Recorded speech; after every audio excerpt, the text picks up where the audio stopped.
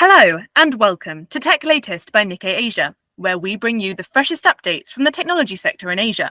Every episode, one of our reporters from the region will be filling us in on the tech news on their radar, from semiconductors in China to space travel in Japan to startups in Indonesia. From Nikkei Asia's Tokyo headquarters, I'm Alice French. In this episode, I'm talking to Akito Tanaka, our chief business news correspondent based in Singapore, about how and why some of China's top EV makers are planning to set up manufacturing plants in Europe.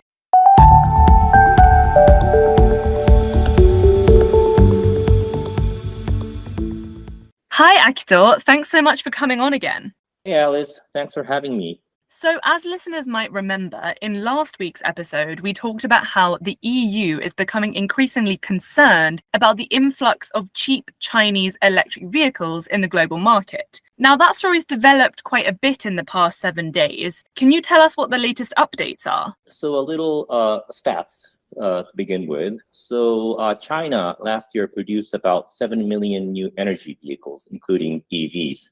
And this is more than any other nation. And about 15% of that went to export market, of which roughly half of that, so it'll be around 550,000, were sent to Europe. But now a number of Chinese automakers are, sort of announcing plans to start manufacturing in Europe. So local manufacturing, this will be, which will lead to job creation in Europe as the EU is increasing its concerns over Chinese EV imports, as we discussed last week. And this is exactly the same strategy that the Japanese auto companies took in the 80s. So this is a long time ago, when the US was pressuring Japan to decrease auto exports to the US, which was deteriorating the US domestic market and also hurting the employment. Which Chinese automakers have said that they're eyeing up Europe-based manufacturing so far? And you mentioned job creation, but what's their main aim behind this move? So yes, the major Chinese autos like the Shanghai Automotive Industry Corporation, or SAIC Motor,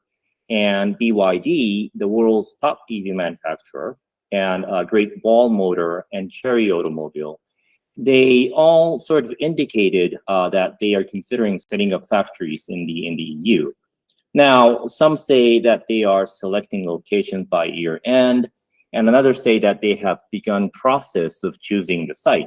So at this moment, it seems that the plan is not yet fully concrete, so to say.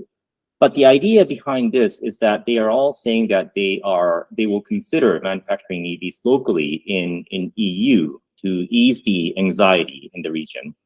Right, and as you say, the EU has been expressing quite a few concerns about how cheap Chinese EVs are and how this might potentially affect their own automakers. How has the EU reacted to this development that some Chinese companies might be setting up manufacturing on their turf? And the EU is still planning to go ahead with its probe into Chinese government subsidies in the industry, right?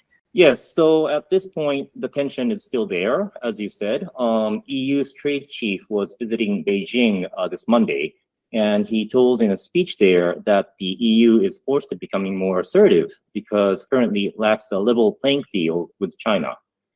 Now, Beijing has denied and said that the Chinese automakers' EV prices have nothing to do with subsidies.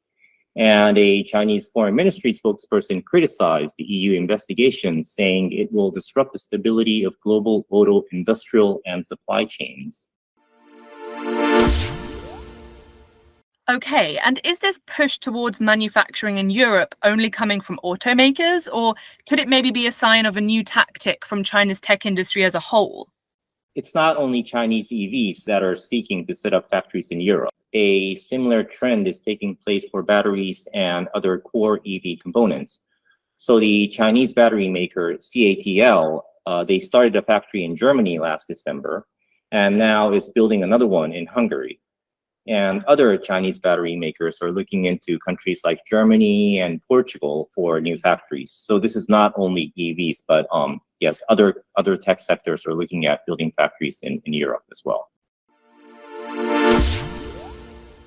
Well, we will definitely have to continue following this Chinese EV story as it develops. Thanks so much for giving us that rundown, Akito. And before we go, are there any other stories that you'd like to recommend to listeners this week? Yes, there's also a report about aging EV charging stations in Japan.